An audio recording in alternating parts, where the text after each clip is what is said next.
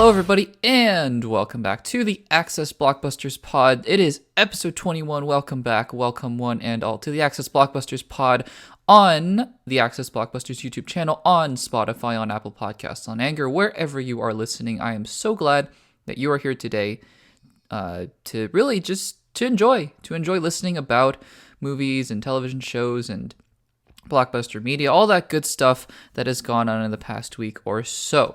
If you aren't aware, if you're new to the channel, this is the Access Blockbusters podcast, the weekly, at least over the summer, the weekly podcast of the Access Blockbusters YouTube channel. My name is Access Blockbusters, and I will be your host for the day. And in the podcast, we talk about all sorts of things. We review things, we rank things, make some theories, even answer questions, all that kind of good stuff.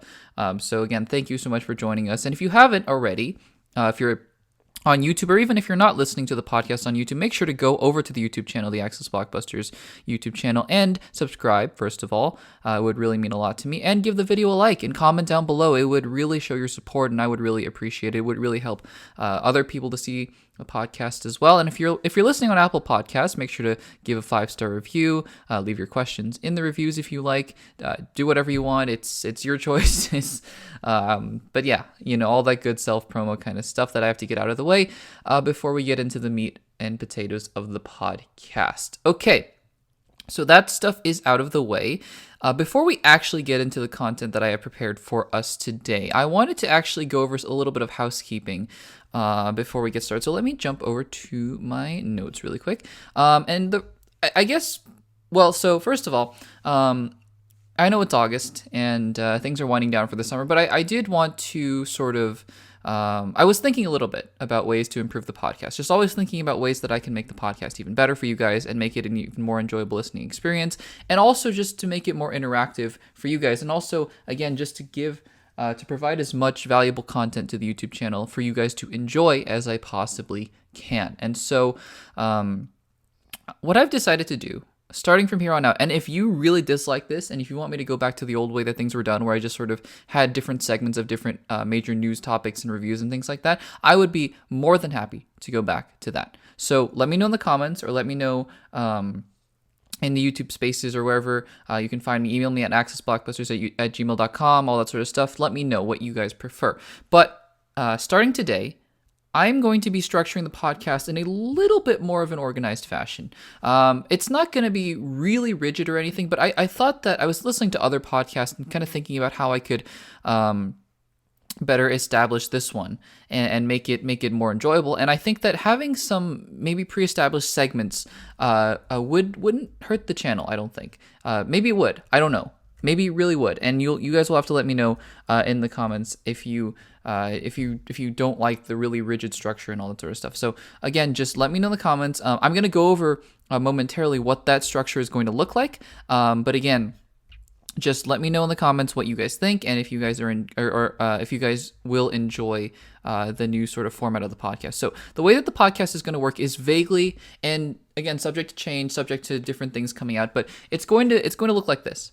So I'm going to have 6 main segments every week for every podcast episode, and it's not going to be rigid.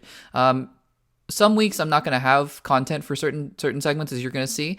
Some weeks I'll have too much content for one segment, and we're going to have to focus on that. So this is all sort of subject to change. But I've sort of divided up the podcast into six main segments, really 5 segments of content, because the first segment is just housekeeping, what we're doing right now. So I'll go over some updates and give some updates on the channel, talk about what's going on, what to expect from the Access Blockbusters YouTube channel and the podcast and all that sort of stuff. So that's the first segment. The second segment is something I'm really excited about. I'm always trying to figure out ways to be more interactive with you guys and to have you guys really input your voices into the podcast.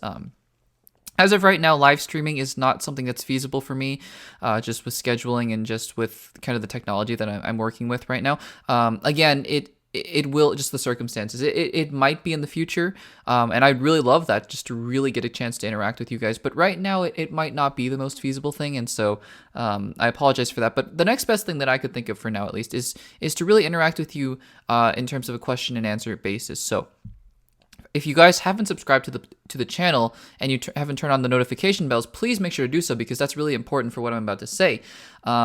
if you guys go to the YouTube channel and you go and look at the Access Blockbusters channel, there should be a tab called Community.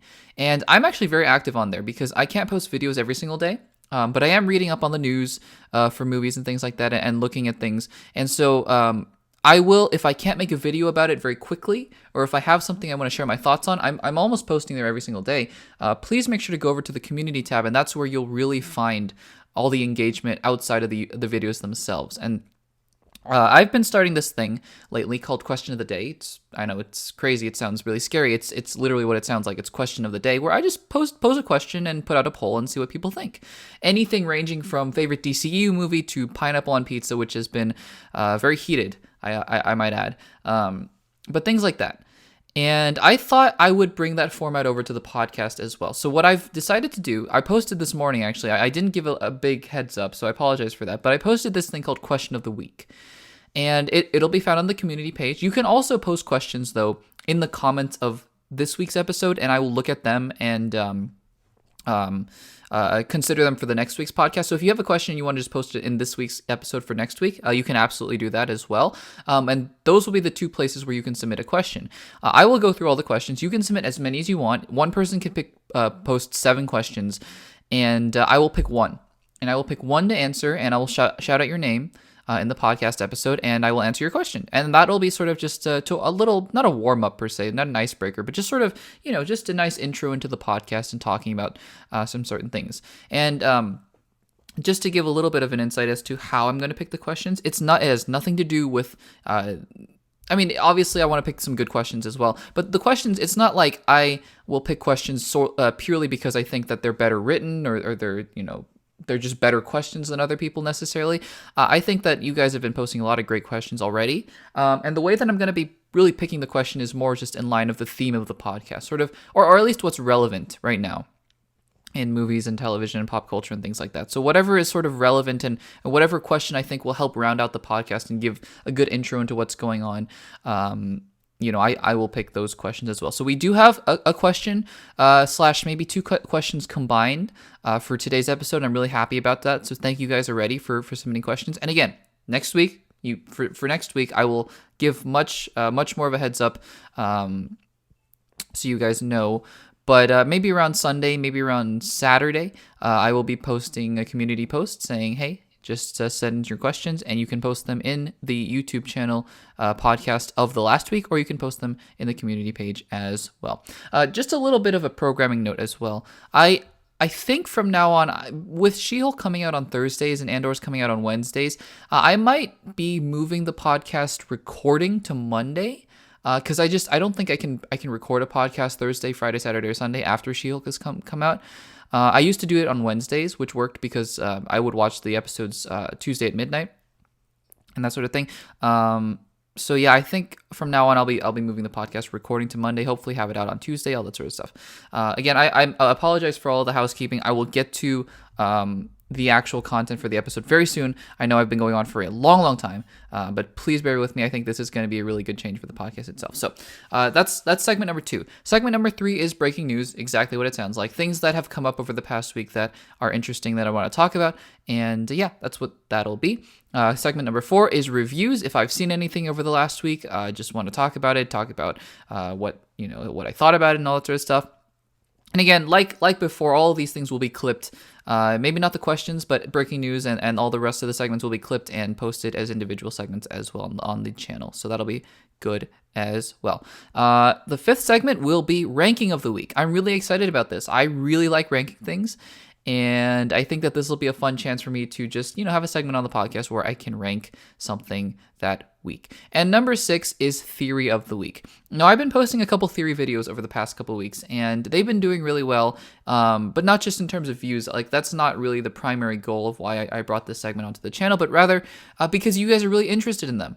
The amount of engagement that I've gotten and the comments from you guys has been astounding. I've had some awesome conversations with you guys about different theories and different things that I've posited and you guys have responded. So I really wanted to bring that back. Now, I'm already looking at this and going, I probably won't have ranking of the week and theory of the week both every single week because things are going to get pretty busy with breaking news and with reviews and things like that. And obviously, with things like D23, I'll do a special podcast where I'll just talk about D23 and stuff like that. So, but for this week, for example, I think I have a really balanced out podcast where I have something for every single segment, and I wanted to do that as well. So I have a really fun ranking for you guys today. I have a really fun theory for you guys today, and yeah, that'll be the podcast structure. So again, housekeeping is number 1, question of the week is number 2, breaking news number 3, reviews number 4, rankings number 5, and theory number 6 to round it out for the podcast. I know I talked almost for 10 minutes about this. I'm really sorry.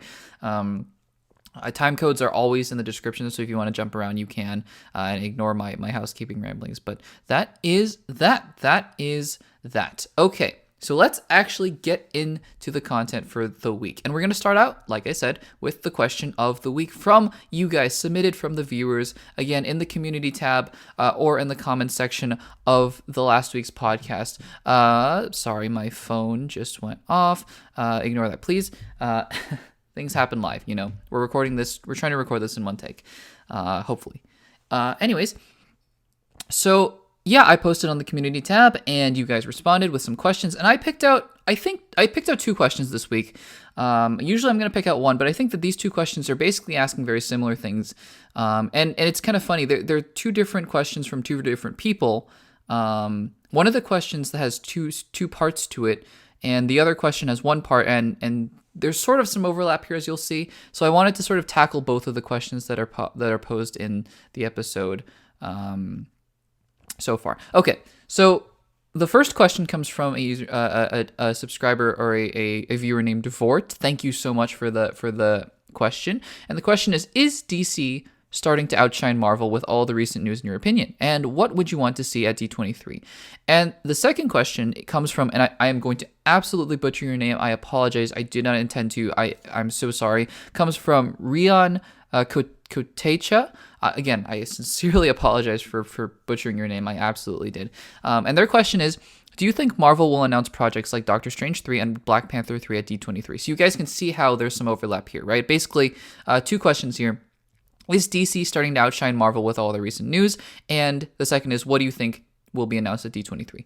Great questions, guys. Thank you so much for submitting them. And again, you guys can submit your own questions for the next week as well. Okay. Is DC starting to outshine Marvel with all of the recent news in your opinion? No. I think the answer is no. In fact, I think it might be the other way around.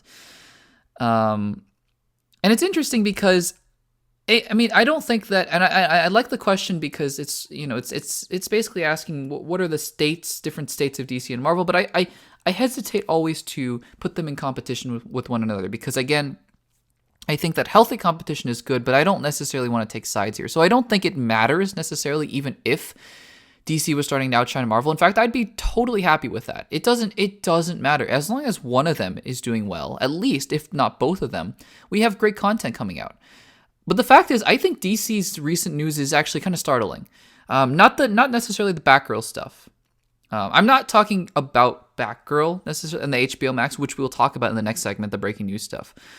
I'm talking just more about other things like The Flash and like Amber Heard situation, which I'm not going to get into right here. And obviously all the stuff with the previous regime, with the Wonder Twins movie and with all of the other decisions. I mean, with Batgirl as well. So I think that, with all the recent news, I think that the recent news with DC is actually stuff that they're trying to clean up from the previous regime and set out on the right foot going forward. And so I think by that alone, I don't think that this DC news is getting me excited necessarily, except to say that maybe they're heading in the right direction. Whereas Marvel, recently obviously just announced phase 4 through 6, basically. And so I don't think you can compare the two because I think that DC is really trying to reset itself. And I think that that's a good thing. I'm not saying that this is disappointing news. I'm saying that this is a good thing. But I'm saying it's hard for me to say that DC is starting to outshine Marvel when all of the recent news is really trying to mop up all the mess that the previous regime made at Warner Brothers, if that makes sense. So that's my answer to that question.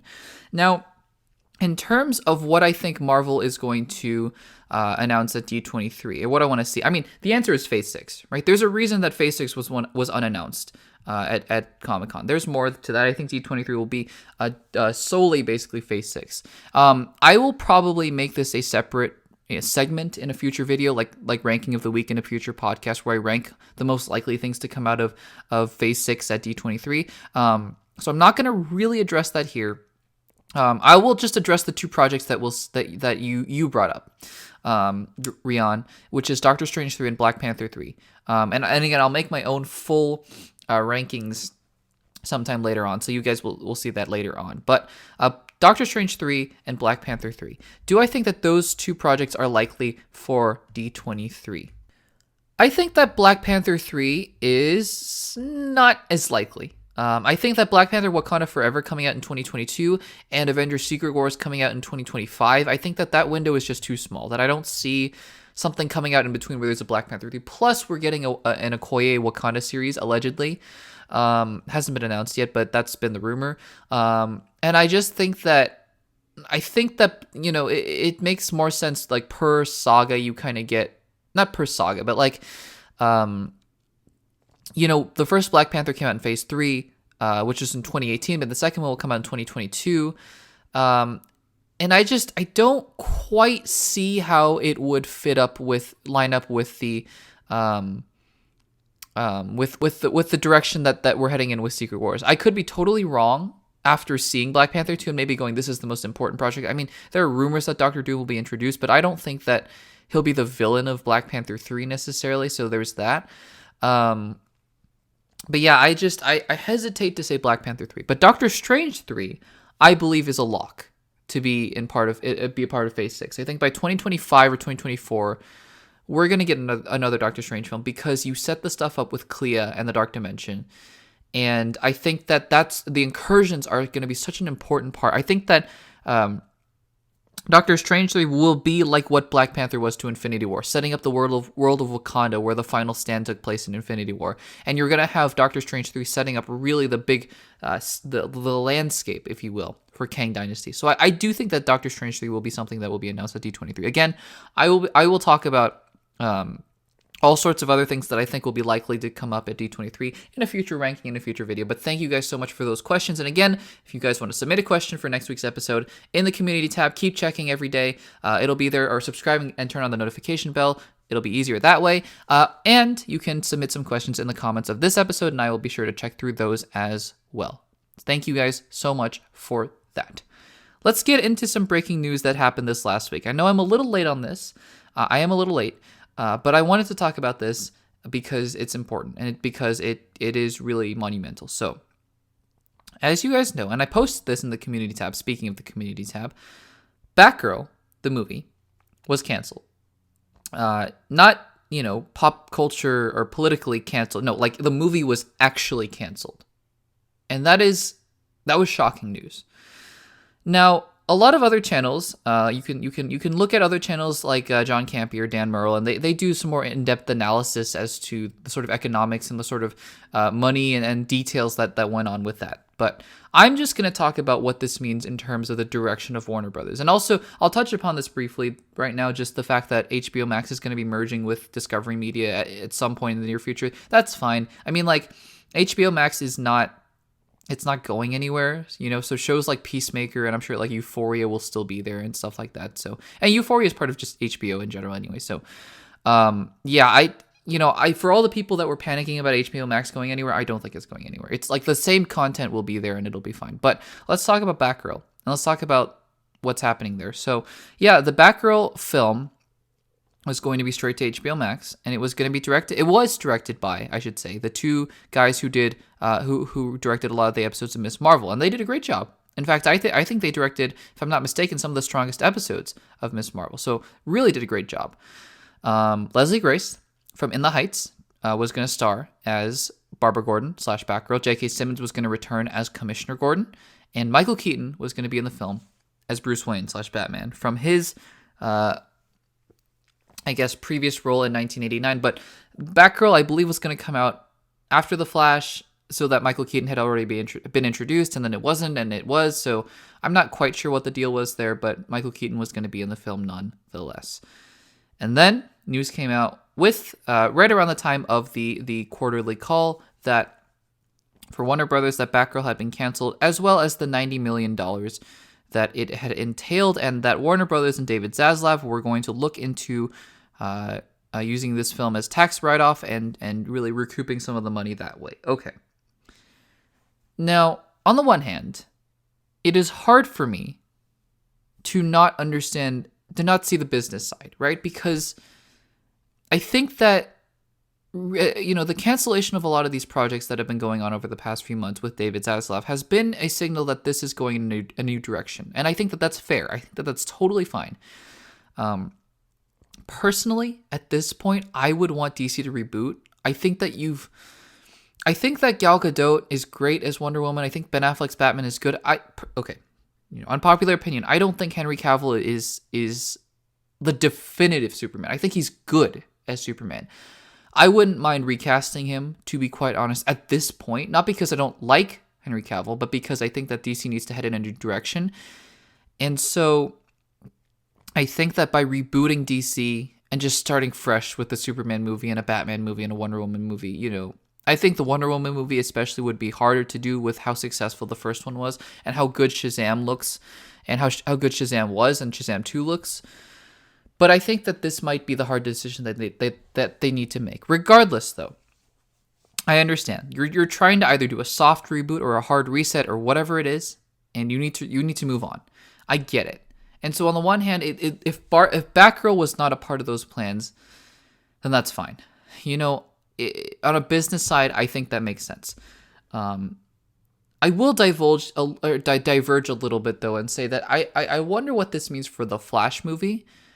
Because David Zaslav has continuously said that this is not the Batgirl. The quality of Batgirl is not reflective of the way that the kind of content that we want to put out, and it would hurt our image. Is basically the message there.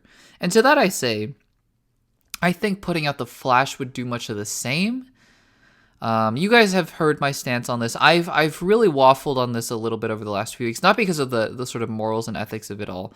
I'm still committed to not seeing The Flash in theaters, although because of how good I've heard the film being, it's becoming very hard for me. But I am standing to that. I am standing to the fact that until David Zaslav comes out and publicly says something about Ezra Miller, which he still has not. I know it's not his fault that Ezra Miller is a terrible person, allegedly at least.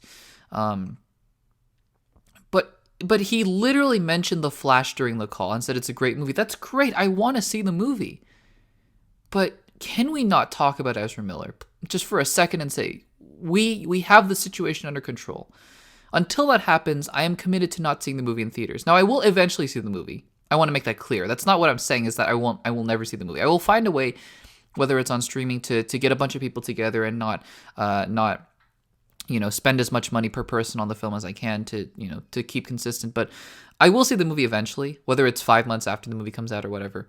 But in theaters, I'm still committed to not seeing the movie. But my point being is that you see this Batgirl being canceled, and you wonder if this sort of is a harbinger for The Flash. And it's not because David Zaslav has said that The Flash is a good movie, but you have to wonder if something else comes out about Ezra Miller, what's going to happen there. So we'll see about that. We will see about that. But going back to Batgirl, again, it makes sense on a business standpoint, and it makes sense on an image standpoint.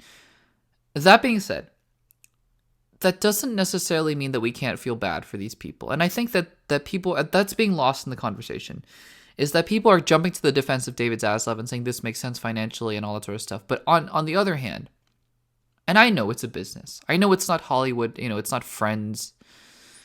Show Friends, it's show business and all that sort of stuff. But I can't help but feel terrible for the two directors of Batgirl, who did such great work with Miss Marvel and were probably pouring their heart, sweat, and tears into Batgirl, even though it is allegedly a terrible film. But Leslie Grace, who was pouring her heart, soul, and tears into Batgirl, and J.K. Simmons, who was going to come back into the DCEU, and he's not hurting for a paycheck. He's in the Marvel Cinematic Universe now, and all that, and he was an Oscar-nominated, Oscar-winning actor, and but Michael Keaton getting to come back as Batman here, I just feel bad.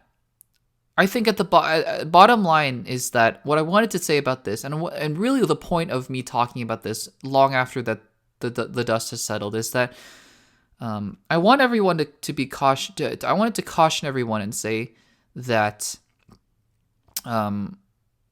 just because news makes sense financially doesn't mean that we have to lose our heart for other people and their careers.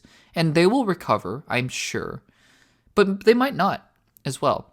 And I want to just caution people by saying that we kind of, in looking at these people as sort of objects of entertainment that are entertaining us and working for us and our entertainment, that we kind of lose sight of the fact that these are people with careers and lives who poured time and effort only for their film to be canceled as filming was done, as post-production was beginning. And I just can't help but feel really terrible for the situation going on there. So that's really what I wanted to say about this. Again, I understand from a business side what's going on here. I just also wanted to say that I feel terrible for these people, and my heart goes out to them because they spent a lot of time in this film. So that's really what I wanted to say about that. Sorry if I went on a little bit of a soapbox and all that sort of stuff, but I think it's important that we remember these kinds of things as we talk about movies as if they're sort of just our little entertainment fixes and all that sort of stuff. That these people are real people, and they deserve to be happy as they work for us as well. For our entertainment, I should say, as well. So there's that. All right, let's talk about Nope. So Nope was a film that that came out a few weeks ago. I didn't have a chance to see it. I was going to see it. There were some complications. Someone I was going to see it with wasn't available then, and so I decided we were just going to wait and see it later. And so we saw Nope. I saw Nope with some friends the other day. And I want to talk about it here because this is the next segment. This is the review segment, and I wanted to talk about Nope. So let's talk about Nope. So Nope is a film directed by Jordan Peele. I'm sure you guys know who was famous for Key and Peele sketches. They're hilarious. They're great. They're funny. But since then, he has gone on to really become a prominent horror thriller director, which is a really interesting transition for a career if I've ever seen one. His first big feature film was Get Out, obviously, and that was a huge film. Was nominated for Best Picture, I believe Best Screenplay as well, and really put Jordan Peele on the map because I've seen Get Out. It is a great film. I really think it's a great film. It's not my favorite film of all time, but I really admire what Jordan Peele was going for there. The tension, the horror, the thrills, even the sci-fi sort of aspects of the film later on, and obviously the messaging as well. Really just quite a great film, quite a good film. Was Get Out. I have yet to see Us. And I will very soon. Actually, I'm planning on seeing it very soon because I want to fill out the Jordan Peele trifecta and see how he's evolved as a filmmaker. But I wanted to see Nope because it's in theaters, and I thought it would be a fun movie to see, and the reviews were very good and all of that. So we are going to do non-spoiler and then spoiler. I will clearly delineate when the spoiler section starts, so you guys know, and then we will move into the spoiler section there. So first of all, non-spoilers. No spoilers. If you haven't seen any of the trailers, I would not recommend watching this review. I'm going to talk about what's in the trailers, but nothing more than that. So if you haven't seen the trailers and you don't want to know anything, then skip ahead to the ranking of the week, and we will talk about Nope. You can come back and watch the video anytime that you want. Okay, so Nope is a film that I think the marketing was really interesting because the marketing really didn't give away that much about the film. You kind of had this sense that there was this sort of looming presence, and there is, I think the second trailer gave away a lot more, that there was this sort of alien presence in this sort of quiet area with Daniel Kaluuya's character, whose name is OJ, and his sister, played by Keke Palmer, whose name is Emerald. And they're sort of living on this area, and there are these mysterious happenings with these horses, and there's sort of this mystery going on, and that's really all you could get from the trailers. And so I just went in pretty much blank, kind of knowing that there might be some alien, but also knowing that Jordan Peele, Jordan Peele is a director who likes to subvert expectations, at least from what I've seen from Get Out and what I've heard about from Us as well. So what I will say off the bat is the performances are great. All the performances are really great. You have Daniel Kaluuya, who is just continuing to turn in great performances after Get Out and after, obviously, Black Panther as well. I believe he's in Us as well. I could be wrong about that, but again, just everything that he's done in the past 5 or 6 years, it's been great. Keke Palmer, everybody has said she stole in the show. She was great in the film. I think she was really great. She brought a great energy into the film as well. There are a couple other supporting characters that I didn't even know were in the film, so I'm not going to spoil that for you guys if you don't know. I will say that they all do a great job. Everybody does a great job, but it's really not about the characters, and that's a really interesting thing. I think the characters are not the point. And I think that in Get Out you had, and I don't want to just constantly compare Get Out and Nope, because those are the two Jordan Peele films that I've seen. But I think that the characters in Get Out were a little more rich and three-dimensional. I think that the characters in Nope are not. They're very smart plays on archetypes of characters and subversions of characters, but they themselves are not the part of the film that I care about that much. What I will say about the film is that it knows what it wants to be. And it very clearly has some really interesting messages and themes in the film. That being said, I am always a huge proponent of film doing, at any given point in a film, it should be doing more than one thing.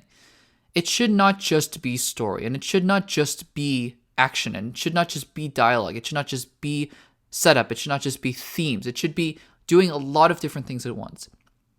And what I found in Nope is there are significant sequences of the film that bear no weight on the story, and instead are really just there in hindsight to really provide some themes for the characters that you don't really see at the time. And now, I understand that these are important. Themes are important for movies, especially Jordan Peele's films, where the themes are big parts of why he makes these films. I understand that. That being said, this film was set up to be sort of a mystery thriller, right? There's sort of this air of uncertainty of what is going on throughout the majority of the first bit of the film.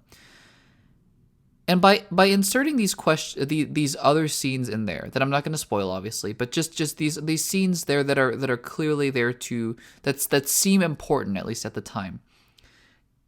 I understand the idea of red herrings, that maybe that these aren't that important, but it's almost like Chekhov's gun. If you haven't heard of the principle of Chekhov's gun, obviously Anton Chekhov, a very prolific writer, and he had this principle of if you show the gun early on in the story, it has to come back into play later on. And there are several dangling loose plot threads that are just there to set up themes in the film. And I'm not going to lie to you guys. Get Out was consistently tense. There are significant portions of Nope that I was losing my interest in the film and were very slow and very, they were dragging quite a bit. I wasn't falling asleep necessarily, but I was losing significant interest in the film. Now, there are other parts of the film that are tremendously well done. The action is great. The tension is great. The suspense, the music, the way that the camera shoots the scenes are fantastic. But I don't know. I feel like this film from Jordan Peele is a lot more substance over. No, how do I want to say it? It's a lot more of trying to tell you something rather than trying to tell you a story. That would probably be the best way that I could put the film Nope, is that it seems more like it knows what it wants to say rather than what it wants to be, if that makes sense. I didn't dislike the film. I didn't like it either. And I think that the more that I've thought about the film, the more that I've appreciated it as what it's trying to be, or what it's trying to say. But I also don't think that it's a film that quite works as a whole. I think there are individual parts that work quite well, but I also think that there are individual parts that clearly, again, there's nothing here that's sloppy. I want to be clear. There's nothing in the film that's very sloppily made. There's nothing in the film that Jordan Peele, you can kind of go, well, he's kind of losing his touch. No, not at all. I think that everything in this film is intentional and well made in that regard. I just think that some of the aspects of the film and some of the questions that it sets out to make out to be very important, and yet answers them in a very quick way that I think that is very disappointing. So, is this a recommendation to see Nope? I think that if you're interested in Jordan Peele's work and you want to see it, then I think absolutely. But if not, I wouldn't actually recommend seeing the film at all. And I know I made a review of Everything Everywhere All at Once, and I didn't like the film. I know I'm one of the only people in this entire world that don't like the film. I understand. I don't care. It's fine. And I know that I don't like Nope, and it has an 85% on Rotten Tomatoes. So maybe it's just me, maybe there's something wrong with me. But again, these are just my honest experiences with these films, and I wanted to share them with you as well. Okay, let's talk about spoilers. So 3, 2, 1, final spoiler warning. You have been warned. Let's talk about spoilers for Nope. Okay. Let's talk about the chimp. Let's talk about Gordy. I think that it's one thing to have a red herring, right? And say, well, look at this thing. It could be the answer to your questions. It's another thing to have a sequence that bears no weight on the film other than to talk about the themes of human exploitation on predatory life and what we do with our subsequent trauma. I think that's fine, you know. But I think that you kind of look at this and you kind of look at the payoff that it has where Steven Yeun's character dies like halfway through the movie. And the movie quickly transitions into something else, like an action film, almost. And I think that, I mean, that's fine. But again, I think that starting your film with Gordy, the first scene in the movie with Gordy, and then continuing onwards, and having it be this really traumatic scene is another thing, because you're setting up all these sorts of things that really don't quite pay off, at least story-wise later on. I know thematically they pay off. But again, it's hard for me to enjoy that when I look at a film and go, you could have cut that 30 minutes out because it really didn't do anything to move the story forward. And I will say, in addition to that, the question that really was on my mind was, what is this thing? This UFO thing? I think that's the question that's being set up, right? I could be wrong about this. You guys can let me know in the comments down below. What is this UFO thing? And I think it's disappointing that it's just some creature. You know, I think that it was begging for it to be something more than just some creature. I was trying to connect dots all over the place. Like, is Gordy maybe this alien somehow, like piloting this ship? I think it's clever that the UFO ends up being an alien in itself, but I don't think it really landed for me at all. So that by the time the film ends, I'm like, I guess, you know, like, this is some sentient life form. Like, fine, where did it come from? What is it? Like, why is it? Maybe this is just my mind trying to, you know, so trained to want to know the answers to these questions for other sci-fi things. But I just think that it's, I think that it didn't quite land for me as well as it should have. Aside from that, I think that the film is really interesting. I like the title card things, although I still am not quite sold on the title of Nope. I don't know about that. But yeah, I'm not going to say I'm disappointed, because I think that I got a lot out of the experience, just like how I did out of Everything Everywhere All at Once. But these are two films that I'm not going to see again, I don't think. Because, and I understand maybe I missed some things and all that sort of stuff, but I think that the lingering feeling, though, the underlying feeling that I got after watching these two films was really just dissatisfaction. And I understand if you guys disagree with me, that's totally okay. But I just wanted to, again, these are my honest thoughts about the film. And I think that again, the twist at the end of it being an alien, like, that's fine, but that's not really the question that I wanted answered. Like, the question I wanted answered is why? And what is it? And where does Gordy have to play into all of this? So, yeah, I think it was worth seeing. I think Get Out is far superior to Nope. And I don't even love Get Out to that like S tier level. I think Get Out is a great film, but I remain interested, let's say, every time Jordan Peele makes a film. It's not the same as I'm going to rush out to the theater and see every single thing Jordan Peele makes, if that makes sense. But again, I appreciate a filmmaker taking a chance on something like this. I really do. So that is those are my thoughts on Nope. Let me know what you guys think in the comments down below, and we can have a discussion about it there.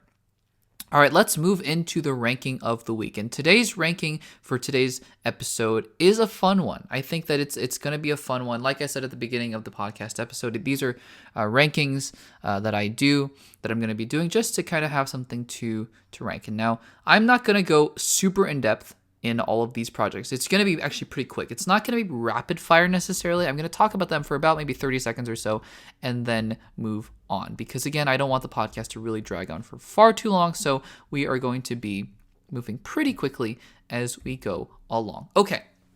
Let's talk about the ranking of the week. And this week's ranking is ranking all of the Phase 4 and Phase 5 projects that are remaining by anticipation. Now, before I get into any of that, I want to give a caveat and say that I am not ranking anything that is animated. So, What If is off the table. I have talked about this before, I think. I think that animation is clearly not canon.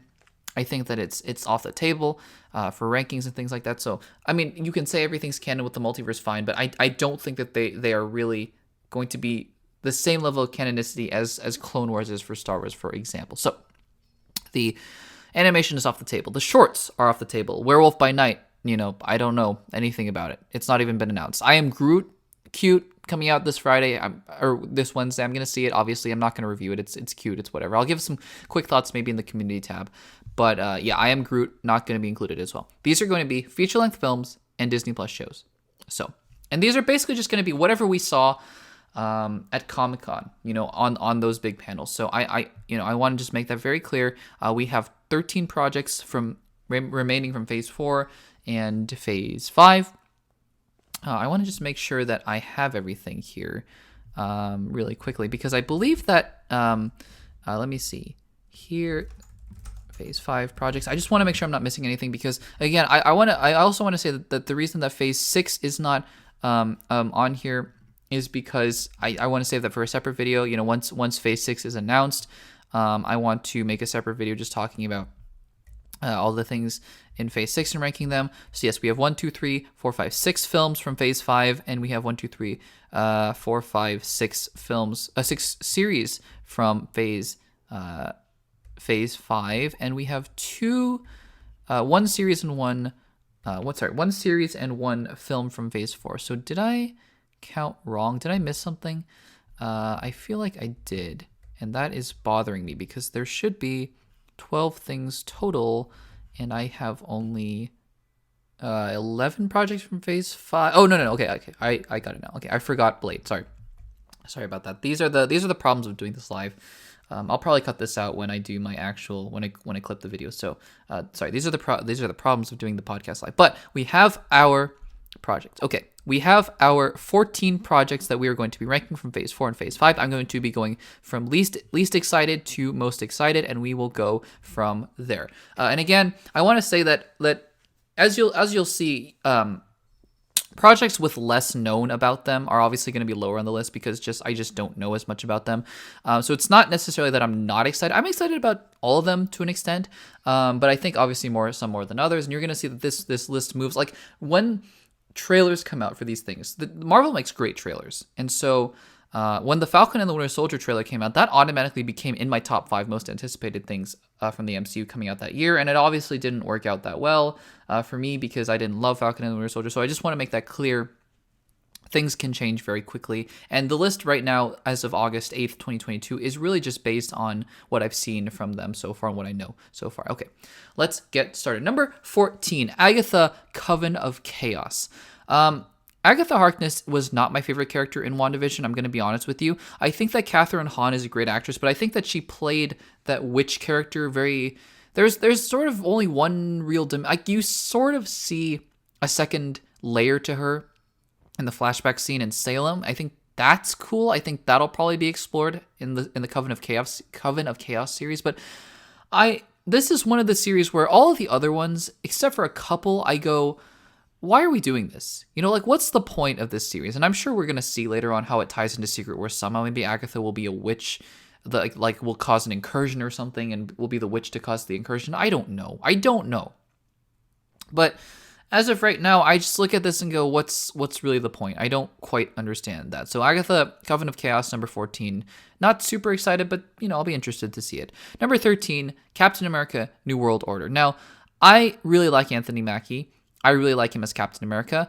I did not love The Falcon and the Winter Soldier. I just think that it's a show that had an identity problem. And what I mean by that is that I think that almost like Nope, in a sense, it had a lot it wanted to say, and I think that what it wanted to say was really important. Really, really important. But I think that as a story, and I know that it was hampered by COVID, obviously, and there were things and there were subplots that were the pandemic didn't help, let's say. And so I understand that. But it's still just had a story problem. And I believe that Malcolm Spellman, who wrote most of that season, is coming back to write Captain America New World Order. And again, this is just one of those films where I go, okay, what are we doing here? There doesn't seem to be a clear story here, unlike some of the other things that are going on. And especially when you have the film coming after it, right after, where I would have thought maybe you could have had a Captain America versus Thunderbolts movie, but then you're going to have a Thunderbolts movie right after this, so I'm not quite sure what's going on here. New World Order intrigues me. But again, I'm just not quite sure about this. I'm really not quite sure about it. But we'll see. We'll see. Coming in at number 12 is Ironheart. Now, again, this is just because I really don't know anything about Ironheart, other than what I know from the comics. Dominique Thorne is playing Riri Williams. She's a genius inventor. She probably goes to MIT, based on what the set photos from Wakanda Forever are showing. And yeah, but other than that, I don't really know anything about her. We saw her briefly in the Wakanda Forever trailer. She looks great in that. And I'm just hoping that this is not setting her up to be an direct Iron Man replacement. I think that as long as she's enough of her own character, I think that's fine. But I do think that, again, it's this thing of the bottom few projects. I just look at them and go, why? Like, why could we not have made other series? And it's not obviously, it's not a representation thing. You make other female led series. Like make the Young Avengers led by Kate Bishop and Yelena Belova, or make other series and things like that. That's fine. Like, I have no problem with the representation of Ironheart and Captain America: New World Order and Agatha: Covenant of Chaos. And as you'll see, other projects that are really headlined by representation are very high on the list. So I want to make that clear. But again, I just think that in terms of story, and I don't, and to be clear, I don't know the story of a lot of these projects. So it's going to be difficult for me to make a judgment. So that's why they're close to the bottom, because again, I just don't have the sense of why these projects are in the MCU right now. We have an Iron Man replacement, quote unquote, in Peter Parker / Spider-Man. So we'll see where Riri Williams falls in the grand scope of the MCU. Okay, number 11, She-Hulk Attorney at Law. This show has grown on me a little bit. I happen to think the second trailer is a lot better than the first trailer. I really disliked the first trailer a lot. That being said, the second trailer also wasn't spectacular. But I also happen to have a hunch that I think the trailers were rather poorly edited for the She-Hulk series. I think that if the series is truly a Ally McBeal legal procedural in the MCU, I think I would be very much interested in it. I think the trailers are trying to highlight the action too much. And I think that at the end of the day, the action might not be the main focus of She-Hulk Attorney at Law. We will see, but I suspect that is the case. I don't know that, but we will see about that. Okay. Number 10, Loki Season 2. This one is going to vary on a lot of people's lists because of just depending on how much you like Loki. I have seen Loki all the way through twice. We had a really roller coaster experience with it the first time, and again had a roller coaster experience with it the second time. I think that Loki has probably two of the best episodes that the MCU Disney Plus shows have put out thus far. Up there with Ms. Marvel, up there with Moon Knight, for example. I think that those first two episodes are brilliant. I think episode 4 is great. I think episode 5 is fine. And like I said, I think episodes 3 and 6 are terrible. I am not a fan of Jonathan Majors' He Who Remains. From what I've heard from the footage from Ant-Man and the Wasp: Quantumania, we'll talk about that in a second, he sounds a lot more intimidating as the actual Kang.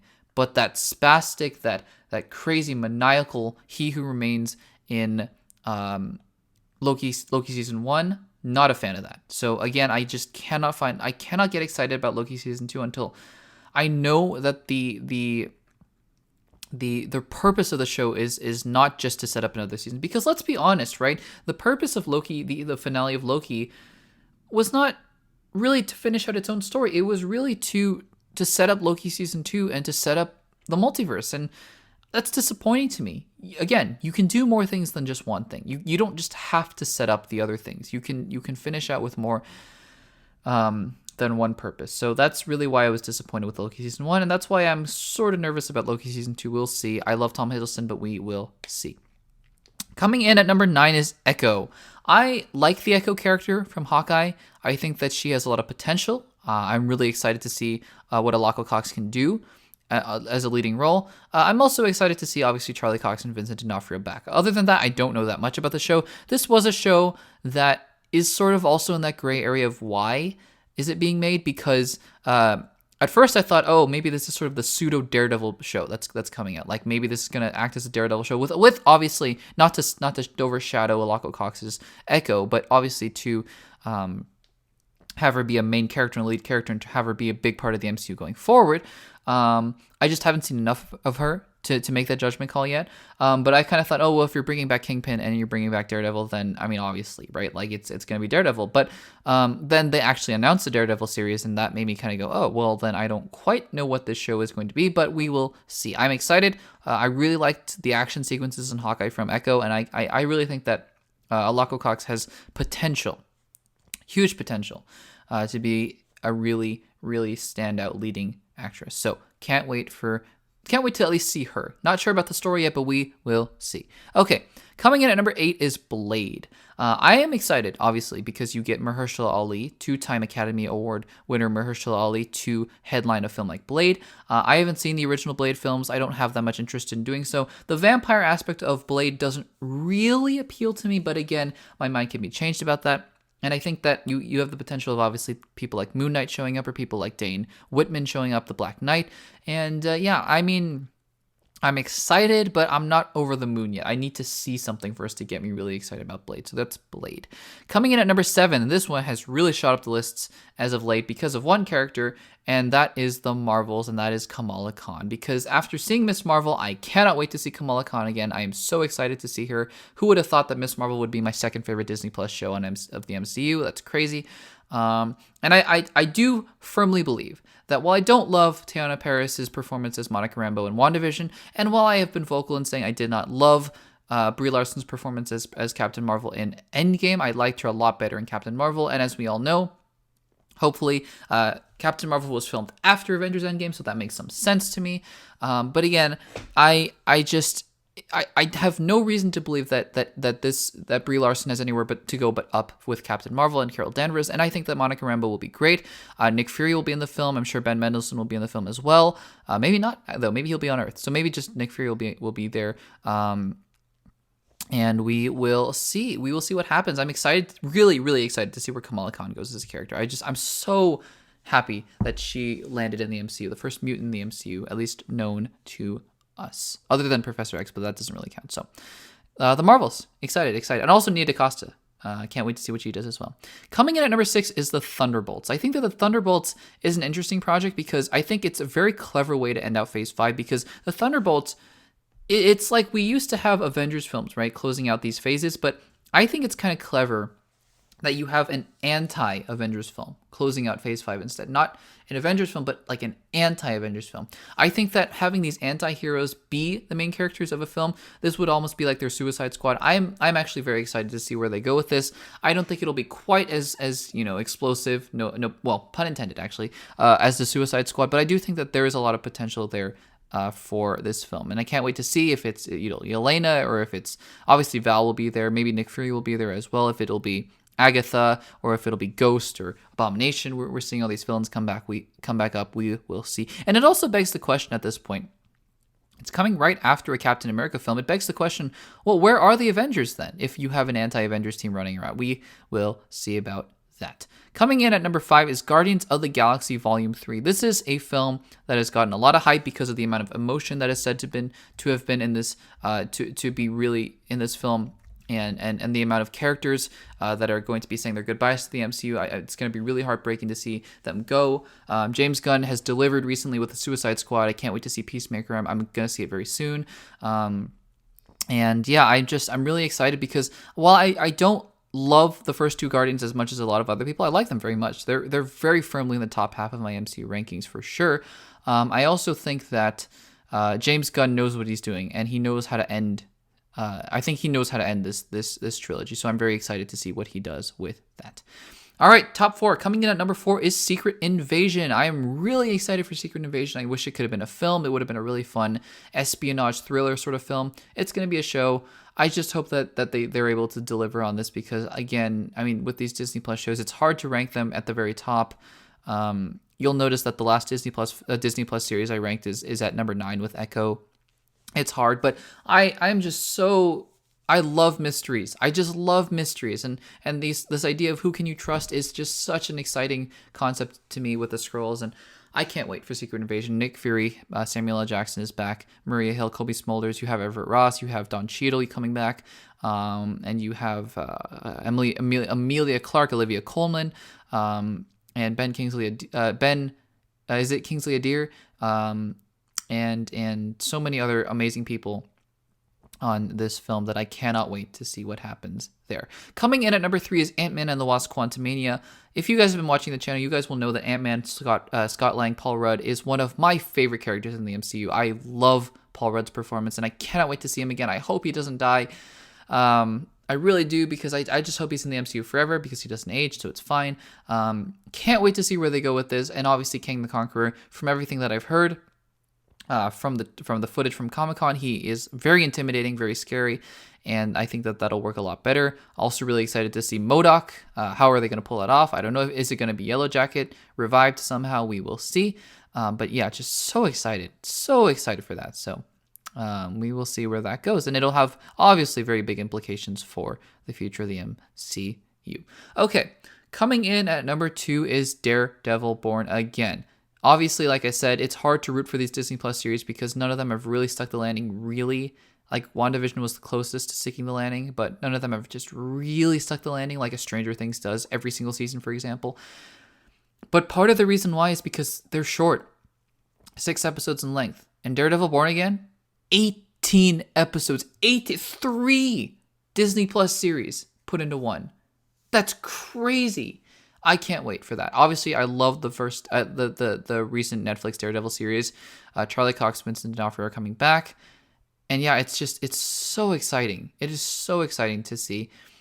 Can't wait for that to come out in spring or fall or summer of 2024. I don't know, but it'll be soon. It'll be soon. Coming in at number 1. This is shocking, I know, to some people. Black Panther, Wakanda Forever. Sorry, tongue twister. Anyway, Black Panther, Wakanda Forever. That trailer broke me. The film is going to be so emotional. I'm so excited to see what they do. Brian Coogler, I trust him. I just trust him so much with this franchise, and I cannot wait to see what they do with it, because what he did with the first film is in my top 5 of the MCU. I love the first film so much. It is a beautifully made film, and yeah, if there's anybody to trust with this, with the passing of Chadwick Boseman, what to do with it is Ryan Coogler, and I'm so excited. Again, like I said at the beginning of this ranking, a lot of these choices and rankings are influenced by what footage has been shown, and obviously the Black Panther Wakanda Forever trailer came out and it floored me, so it would not have been this high. It probably would have been, I don't know, maybe like 6, 7-ish range, but now I'm just so excited. And again, I've said this for a long time. There are certain projects from the MCU that I have a good hunch about, and I have never been wrong, at least for me. Because some of them haven't been as popular for other people, and that's fine. But for me, I've never missed. I said way long ago, when it was just announced that Taika Waititi was going to direct Thor Ragnarok, and there was really nothing about it other than maybe Hulk would be in it, but it would be this kind of zany 80s style film. I said, this has the potential to be one of the best things in the MCU. For me, I said way long ago, when just announced the concept of it, this could be the best thing.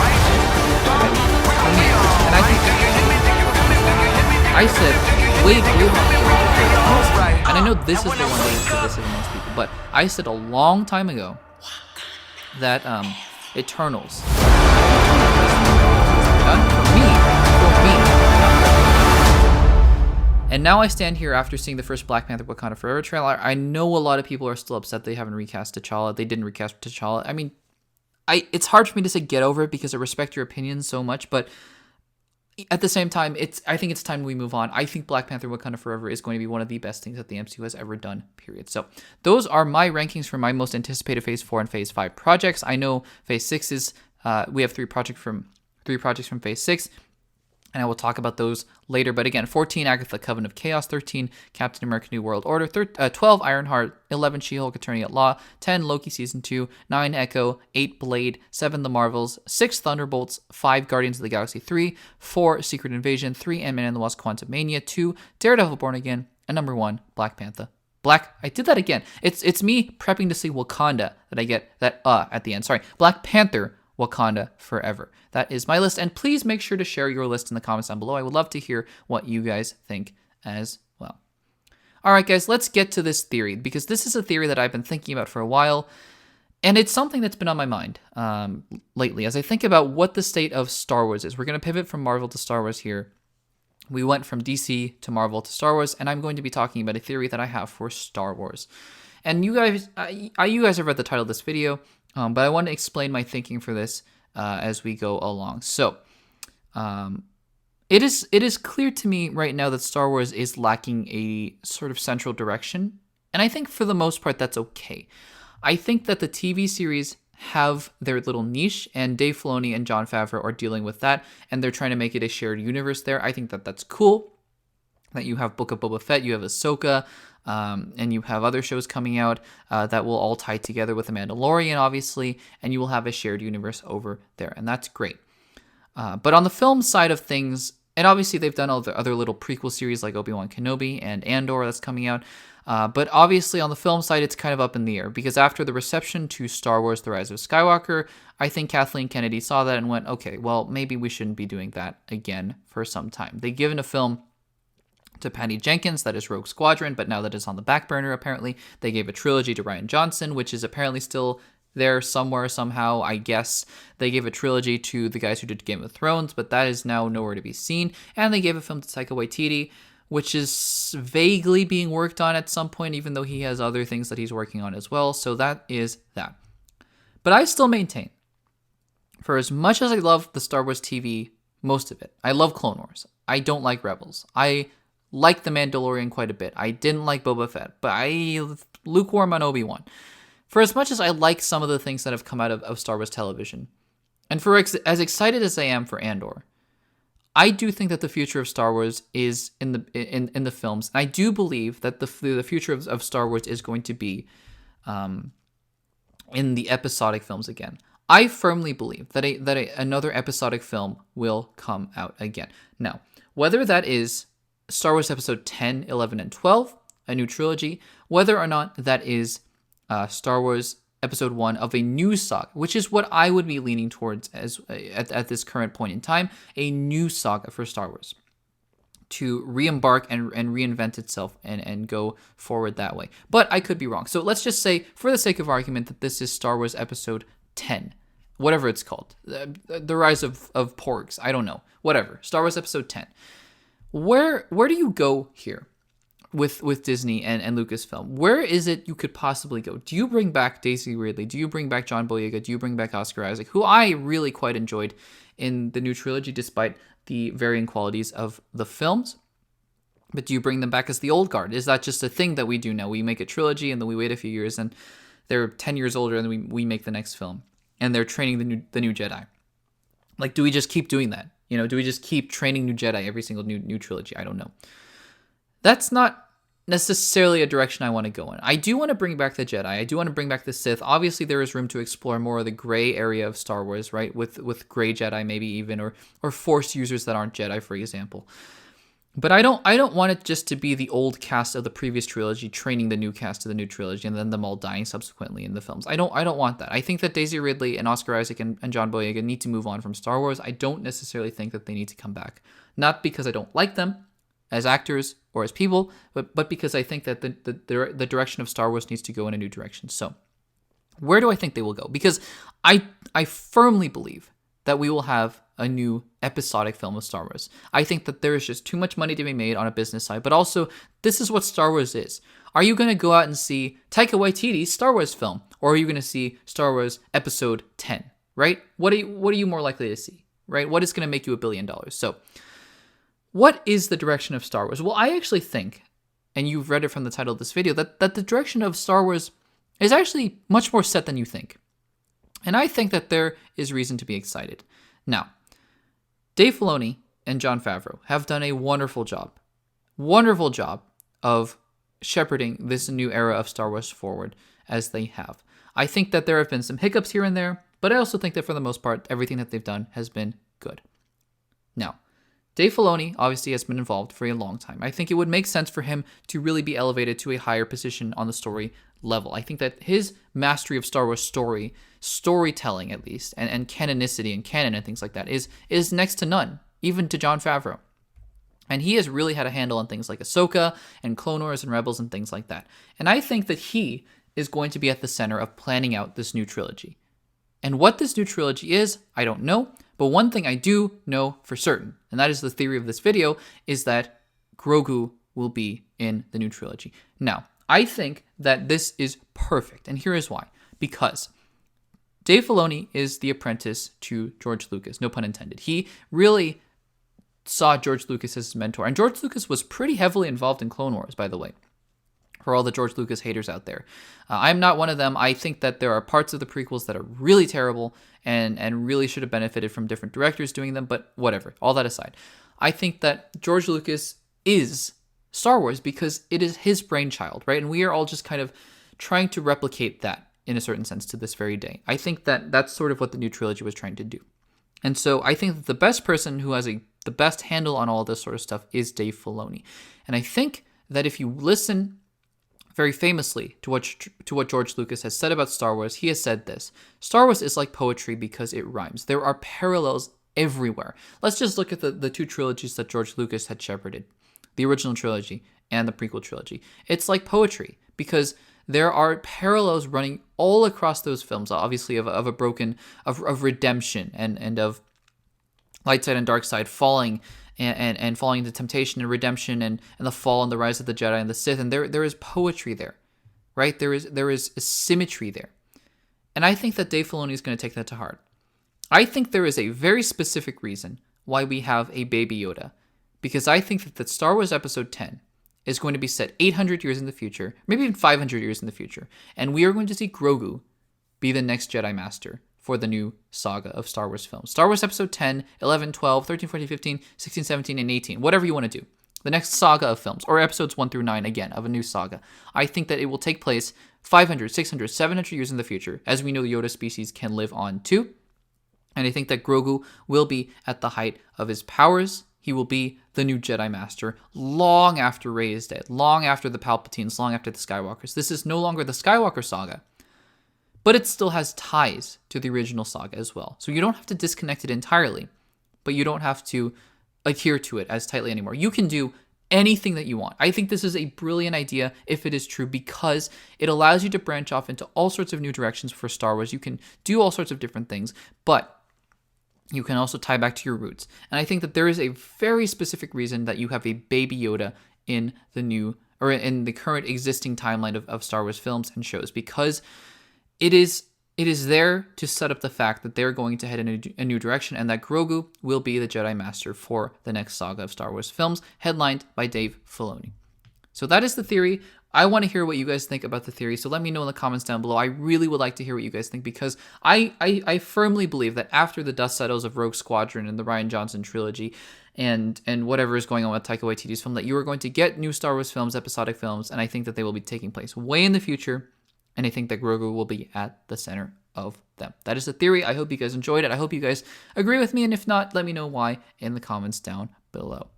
All right, guys, and that will do it for episode 21 of the Access Blockbusters pod. I know we went on a little bit longer. Gonna keep it under an hour 10. It's an hour and 8 minutes right now, so sorry about that, guys, but I just had to take some time to really flesh out what the podcast was going to be in the future, and wanted to talk to you guys about that as well. So thank you guys so much for listening. I hope you guys really enjoyed the new format of the podcast. Again, if you want to submit some questions down below, please do so in the comments, or please do so in the community tab.